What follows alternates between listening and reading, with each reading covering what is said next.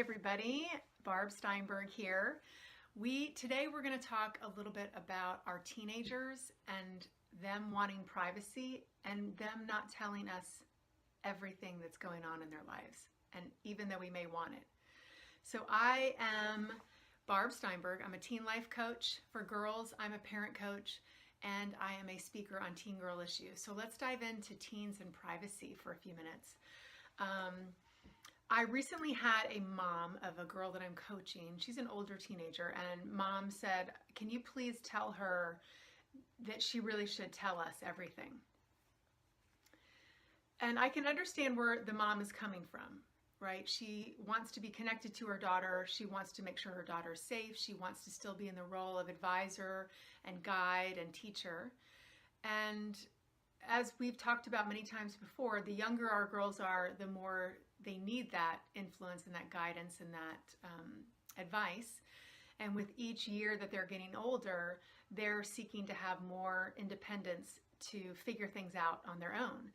So I know for us as parents, as they're becoming older adolescents, we feel like they're pulling away from us and telling us less, right at a time when they're facing more risks, when the consequences for the decisions that they're making are greater.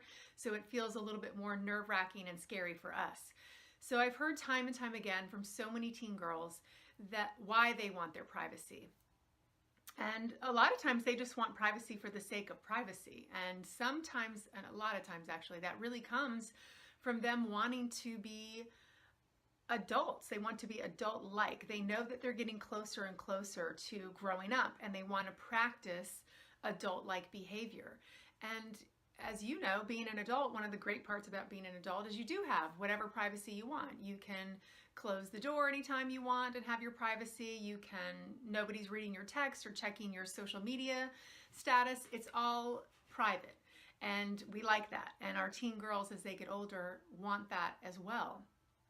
Research actually tells us that as parents, we tend to be more, we worry a little bit more about our girls than our boys. So we give our boys in general less privacy than we give our girls. So as our girls begin to withdraw and not share everything with us, we get a little bit more worried than we would if we had a boy.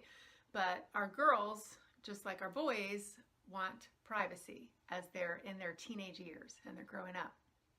And really, I think for the most part, this is not true in every case, but for the most part, girls are doing behind closed doors what they would do if their door were open anyway. So remember back when you were young and if you were like me, you were on the phone with this super long cord wrapped around many, many corners and walls, trying to get as far away from the kitchen where my mom was as possible so that I could speak privately to my friends. Now, was I talking about anything salacious or, disturbing or horrible? No, not at all. But I didn't want my mom to hear it. She wasn't my friend. She was my mom. And so I think sometimes it helps us to remember what it was like when we were her age, that she wasn't necessarily doing anything that needed to be kept from us, but that's part of her wanting to be separate and independent and growing up a little bit. So let me know what you think about this. If you're feeling like this at home, click that little like button and let me know that you are also thinking these thoughts about privacy and her withdrawing. I hear it a lot from so many parents. So what can we do to maintain that connection, during this time that she is appropriately gaining more privacy? Well, one thing I think is we can let her know it is okay for her to have some privacy. With each year that she gets older, it's more and more appropriate for her to have more independence and more privacy. And of course, more independence comes with more trust.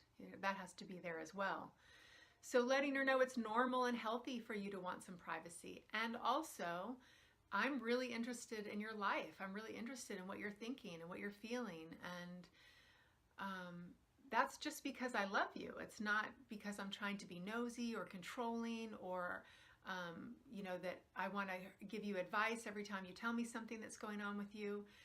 And we have to be careful to not do that if that's what we're saying we're not going to do.